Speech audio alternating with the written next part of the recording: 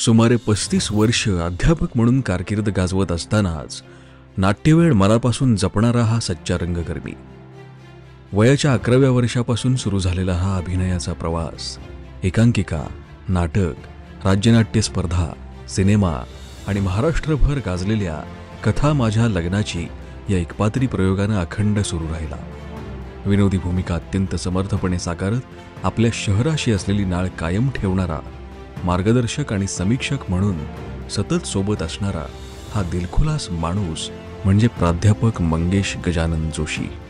मित्रांचा कट्टा असो किंवा नातेवाईकांचा घोटका किंवा असो शिकवण्याचा वर्ग, जिथे मंगेश तिथे हास्याची कारंजी, खळखळाट आणि टाळ्यांचा कडकडाट. प्रत्येकाच्या चेहऱ्यावर हास्य उमटवणं हाच त्यांचा स्वभाव. या साऱ्यामध्ये होतं ते निखळ नाट्यप्रेम, जे साताऱ्यापासून मनात होतं. मंगेश सरांचा अभिनय पाहून साताऱ्यात एकदा दिग्दर्शक राजदत्त यांनी हा मुलगा सिनेमात नाव काढेल असं म्हटलं होतं. मात्र मध्यमवर्गीय ब्राह्मण कुटुंबीय असल्यामुळं शिक्षणाला प्राधान्य दिलं गेलं आणि सिनेमात काम करण्याची परवानगी मिळाली नाही. मर्यादा आल्या, पण नाटकाचा प्रवास थांबला नाही. कॉलेजच्या पहिल्या वर्षी काका केशाचा आणि भटाला दिली ओसरी या नाटकात भूमिका साकारल्यानंतर BScच्या शेवटच्या वर्षाला वडिलांनी नाटकात काम करायला परवानगी नाकारली. तर प्रिन्सिपॉल तिरोडकर सर यांनी घरी येऊन वडिलांना समजावून सांगितलं, तुमचा मुलगा एक प्रतिभावंत कलाकार आहे आणि हुशार विद्यार्थी आहे. त्याला प्रथम श्रेणीत उत्तीर्ण होण्यासाठी आम्ही कसलीही कसर सोडणार नाही. आणि त्यावर्षी सादर केलेलं भ्रमाचा भोपळा हे नाटक अक्षरशः हिट झालं. मंगेशजींना उत्कृष्ट अभिनेता म्हणून बक्षीस मिळालंच, पण त्यावर्षी प्रमुख पाहुणे म्हणून आलेल्या गदिमांनी रंगमंचावर येऊन दिलेलं घट्ट आलिंगन आणि 5 रुपयांची नोट म्हणजे पुढील वाटचालीसाठी मिळालेला मोठा पुरस्कारच होता. कारण मंगेश जोशी म्हणजे स्वतःच एक 3 तासाचं विनोदी नाटक होऊ शकतात.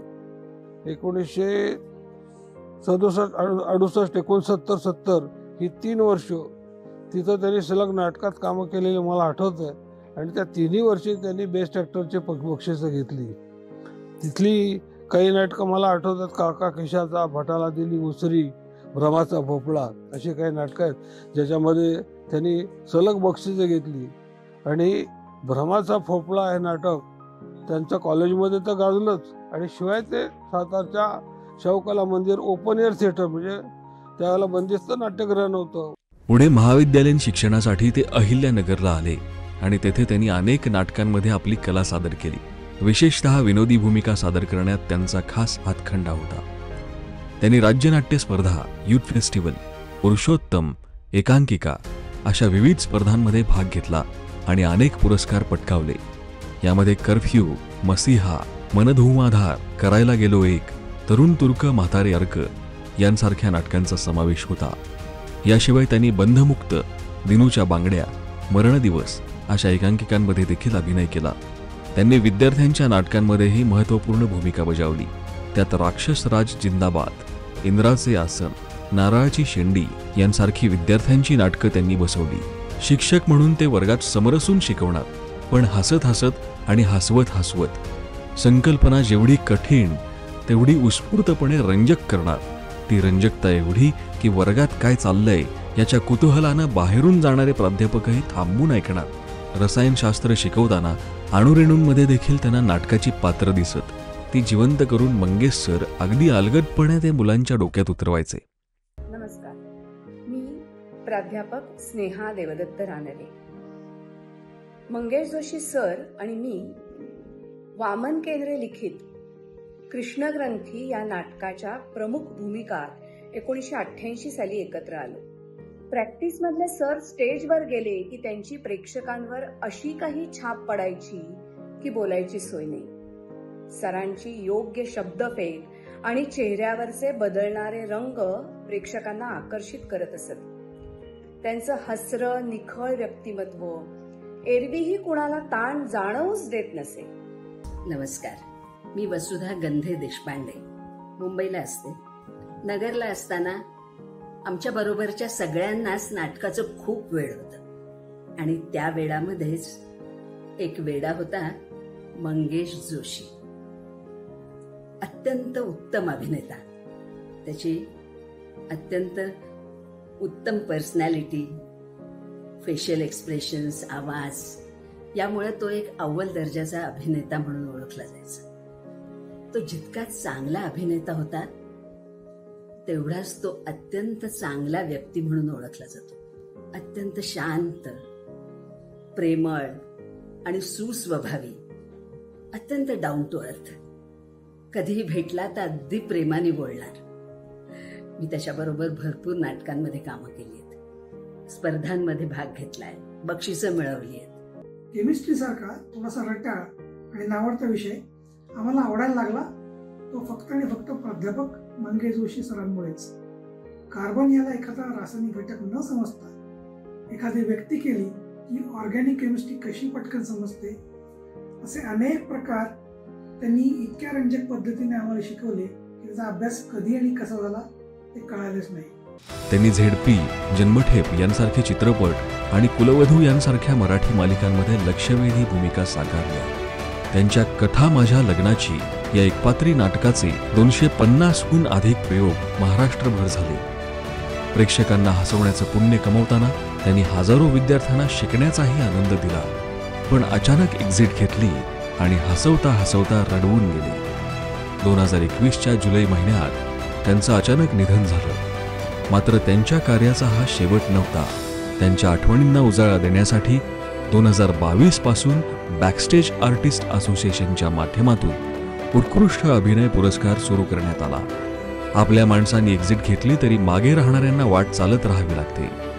भावनिकदृष्ट्या कितीही कोसळलो असलो तरी एकाकी वाटचालीत ऊर्जा कशी मिळवावी हा मोठा प्रश्न असतो. संस्कार भारती प्रत्येक व्यक्तीच्या भावनांना स्पर्श करू शकते, तसेच समाज आणि राष्ट्राशी प्रत्येकाला जोडू शकते.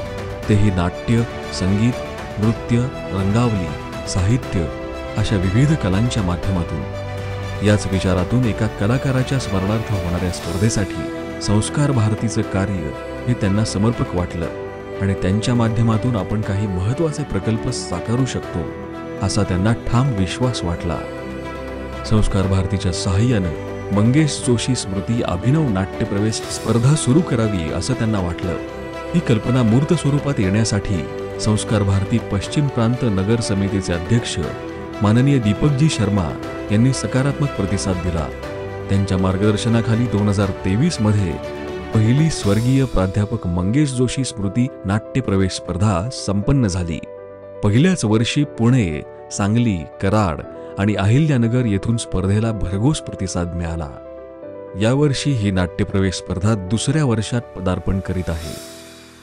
प्राध्यापक म्हणून तर त्यांचं नाव घेतलं जातच आहे, परंतु एक कलावंत म्हणून सुद्धा त्यांची कारकीर्द जी आहे ती एक पात्री प्रयोग असेल किंवा नाटक असेल किंवा सिनेमा असेल या सगळ्यामध्ये ती गाजलेली आहे.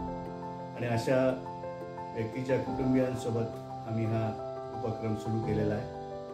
हे दुसरं वर्ष आहे. मला वाटतं संस्कार भारतीने हे जे काय अहिल्यानगर समितीच्या माध्यमातून काम हाती घेतलेलं आहे, स्वर्गीय प्राध्यापक मंगेश जोशी सरांना अभिवादन करण्याचं, त्यांच्या कार्याला वंदन करण्याचं, निश्चितच त्या समितीच्या सर्व सदस्यांचं महामंत्री म्हणून मी अभिनंदन करतो. नमस्कार, मी शैलेश गोजम बोलतो. संस्कार भारती पश्चिम प्रांत अहिल्यानगरमध्ये गतवर्षी नाट्यप्रवेश स्पर्धा घेण्यात आली. आमचे मित्र दीपक शर्मांच्या निमंत्रणावरून मी तिथं पोहोचलो. एक आगळा वेगळा उपक्रम संबंध महाराष्ट्रामध्ये संस्कार भारती घेते. खरं तर अलीकडे आता 2020चा जमाना आहे. टेस्ट मॅच पेक्षा लोकप्रिय होती एक दिवसीय क्रिकेट मॅच आणि त्यात पुन्हा 2020. अगदी तसंच 3 अंकी नाटक, एकांकिका आणि नाट्यप्रवेश असा हा प्रवास आहे. नव्या पिढीला आकर्षित करणारा हा प्रकार खरोखर अप्रतिम आहे. पण या निमित्ताने मला काही अपेक्षा व्यक्त कराव्याशा वाटतात की संस्कार भारतीने हे केवळ एखाद्या प्रांतापुरतं मर्यादित न ठेवता संबंध महाराष्ट्रामध्ये या स्पर्धेसाठी प्रयत्न करावा. कारण आम्ही जेव्हा या स्पर्धेला आलो त्याच्यातलं वेगळेपण आम्ही पाहिलं तर आमच्या मराठवाड्यातनं किंवा देवगिरी प्रांतातून सुद्धा अनेक मंडळी अशी होती की ज्यांना नाट्यप्रवेश स्पर्धेसाठी जावंसं वाटतं. पण ही स्पर्धा केवळ एका प्रांतापुरती किंवा अहिल्यादेवी नगरापुरती मर्यादित न ठेवता ती अजून व्यापक करावी. या स्पर्धेसाठी भविष्यामध्ये ही स्पर्धा अधिक यशस्वी व्हावी यासाठी मी अंतःकरणातून शुभेच्छा देतो. धन्यवाद. मंगेश जोशी सर हे एक वेगळं रसायन होतं. ते उत्तम शिक्षक होते, ते उत्तम लेखक होते, दिग्दर्शक होते, अभिनेते होते. त्यांनी आम्हाला केमिस्ट्री खूप छान हसत हसत समजवलं आणि शिकवलं आणि आम्हाला फार चांगले मार्क मिळाले. पण त्याहीपेक्षा एक वेगळं योगदान सरांचं माझ्या आयुष्यात असं आहे की मी एक नट म्हणून खूप धडपड करायचो, कलाकार म्हणून माझा खूप थिएटरवर काम करायचं होतं. मी एक पात्रीचा कलाकार होतो. सारडा कॉलेजमध्ये एक पात्री स्पर्धा व्हायची, ज्याच्यामध्ये मी नंबर पटकावला. तेव्हा माझं काम सरांनी बघितलं, सरांना माझं काम आवडलं. सर म्हणाले की तू छान काम करतोयस, काम करत राहा. माझ्या आयुष्याची पहिली एकांकिका सरांमुळे झाली आणि ती एकांकिका महाराष्ट्रात अनेक ठिकाणी गाजली, अनेक बक्षिसं त्यावेळेस आम्हाला मिळाली. आणि तेव्हापासून एकांकिका नाटकापासूनचा जो प्रवास माझा सुरू झाला तो 68वा राष्ट्रीय पुरस्कार मी लिहिलेल्या आणि दिग्दर्शित केलेल्या कुंकुमार्चन या लघुपटाला मिळाला. तो जेव्हा मी राष्ट्रपतींकडनं पुरस्कार घेतला त्यावेळेस मी हे आठवलं आणि तो प्रसंगच असा असतो की आपल्याला आठवतं की आपल्या आयुष्यात इथपर्यंत येण्यासाठी, नॅशनल अवॉर्ड घेण्यापर्यंत कुठल्या कुठल्या व्यक्तींचं योगदान आहे. आणि जेव्हा मी मागं वळून बघतो त्यावेळेस मला पहिलं नाव माझ्या मनात येतं की मंगेश जोशी सर. कारण मंगेश जोशी सरांनी जर त्यावेळेस आम्हाला तो पुश नसता दिला, ती ताकद नसती दिली, तर कदाचित मी आणि माझ्यासारखे अनेक कलाकार असतील जे इथपर्यंत पुढेपर्यंत जाऊ शकले नसते. आणि नेहमी सर माझ्या स्मरणात आहेत, माझ्या मेमरीजमध्ये आहेत. त्यांनी आयुष्यात खूप चांगलं आम्हाला घडवलं आणि असे शिक्षक लाभणं म्हणजे मला वाटतं की खूप माझं नशीब असावं चांगलं. म्हणून मला मंगेश जोशी सरांसारखे शिक्षक पण लाभले. नाटकातले गाईड, फिलॉसॉफर, फ्रेंड ह्या सगळ्या पद्धतीनं त्यांनी आम्हाला मार्गदर्शन केलं. मला आजही वाटतं की आमच्या मनात, आमच्या लेखनात, दिग्दर्शनात, आमच्या वेगवेगळ्या कामात मंगेश जोशी सर कायम आहेत आणि राहतील. मागे उभा मंगेश, पुढे उभा मंगेश, माझ्याकडे देव माझा पाहतो आहे, एवढं मला सांगावंसं वाटतं. असंख्य लोकांना प्राध्यापक मंगेश जोशी सरांच्या स्मृतींशी आणि संस्कार भारतीशी जोडणारा हा उपक्रम निश्चितच पुढे वाढत राहील यावर विश्वास आहे. त्यांची एक्झिट झाली असली तरी त्यांनी दिलेल्या ऊर्जेवर हा प्रवास असाच सुरू राहणार आहे. व्यक्ती जरी नसली तरी तिचं कार्य कायम स्मरणात राहतं हेच खरं.